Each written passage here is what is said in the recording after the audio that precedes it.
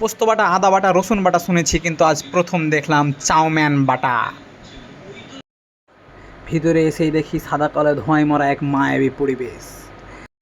দেওয়ালের দিকে তাকিয়ে দেখলাম কেউ যেন সাদা কালো আঁকা ছবি দেওয়ালে টাঙিয়ে দিয়েছে। দূরের দেওয়ালে তাকিয়ে দেখলাম যে কেউ যেন দেওয়ালে কী সব দাগ কেটে দিয়েছে। পাশ থেকে বন্ধু বললো ওগুলো দাগ নয় রেখা, ওগুলো গৌতম বুদ্ধের বাণী, চায়নায় লেখা। গৌতম বুদ্ধের সামনে থাকা একটি লোক তার আঙ্গুল দিয়ে এক অমানবিক জাদু করে আমাদের সামনে খাবার এনে দিল।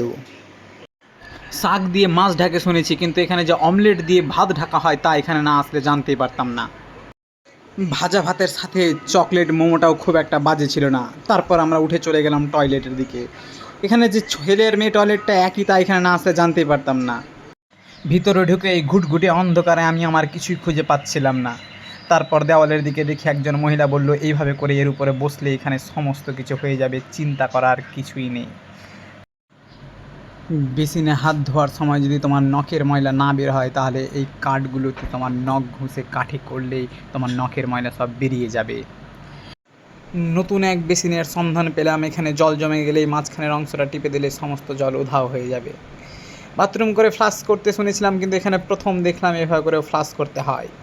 টেবিলে এসে দেখি একে অপরকে কাঠি করার জন্য ওরা কিছু কাঠি এবং চকলেট দিয়ে রেখেছে।